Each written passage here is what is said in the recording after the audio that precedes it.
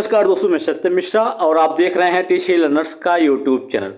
दोस्तों, आप सभी के लिए एक जरूरी सूचना है उन सभी अभ्यर्थियों के लिए जो कि TRE 2.0 शिक्षक भर्ती परीक्षा में शामिल हुए थे और उसको क्वालिफाई भी कर गए हैं। कह सकते हैं कि सफल अभ्यर्थियों के लिए जरूरी सूचना है।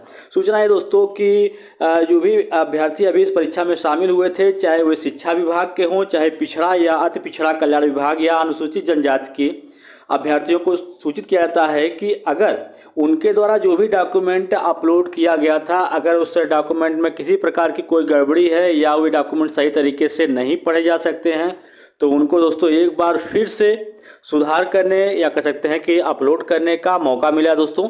तो यहाँ पे पूरा नोटिस मैं आपको दिखा दूँ कि जल्दी ये आपको काम करना दोस्तों। अगर आप ये काम नहीं कर पाते हैं तो आप कह सकते हैं कि परीक्षा क्वालिफाई होने के बाद भी शिक्षक नहीं बन पाएंगे। ठीक है, चलिए यहाँ पे दोस्तों जो नोटिस है उसको आप देख सकते हैं यहाँ पे कि बिहार लोक सेवा आयोग के द्वारा नोटिस जारी किया गया है। बताया गया है कि विज्ञापन संख्या 27/2023 विद्यालय अध्यापक नियुक्ति प्रतियोगी परीक्षा के अंतर्गत शिक्षा विभाग, पिछड़ा एवं अति पिछड़ा कल्याण विभाग एवं अनुसूचित जाति एवं जनजाति कल्याण विभाग के वर्ग 1 to 5, 6 to 8, 9 to 10 and 11 to 12, ठीक है, कि जिन सफल अभ्यर्थियों के कहा गया है कि मैं जिन सफल अभ्यर्थियों के अपलोड किए गए दस्तावेज यदि त्रुटिपूर्ण या अपठनीय हैं तो सही दस्तावेजों को पुनः दिनांक 3/1/2024 से लेकर 7/11/2024 तक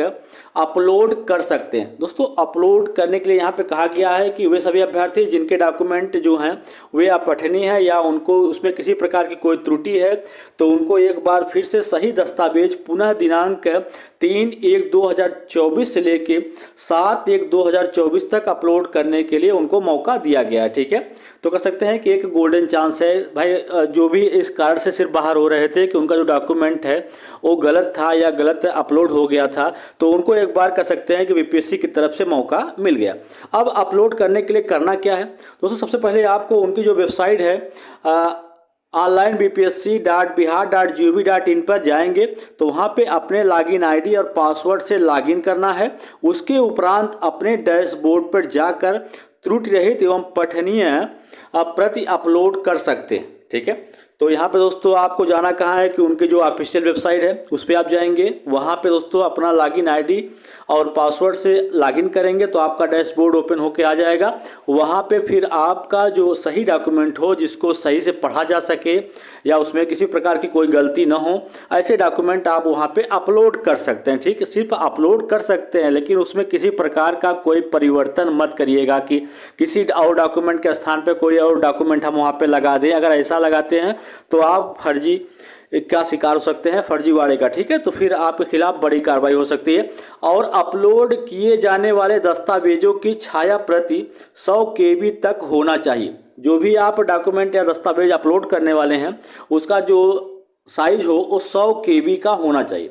अपलोड किए जाने वाले दस्तावेज की छाया प्रति राजपत्रित पदाधिकारी द्वारा हस्ताक्षरित होना आवश्यक है। दोस्तों, जो भी आप डॉक्यूमेंट वहाँ पे लगाएं, प्रत्येक डॉक्यूमेंट पे जो गस्टेड अधिकारी हो दोस्तों उनके या राजपत्रित अधिकारी का वहाँ पे सिग्नेचर होना चाहिए।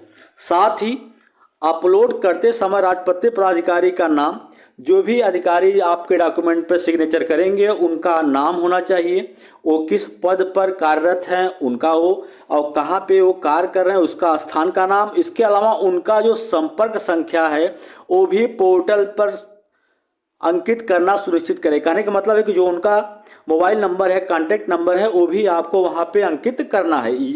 यह सफल अभ्यर्थियों के लिए अंतिम मौका है।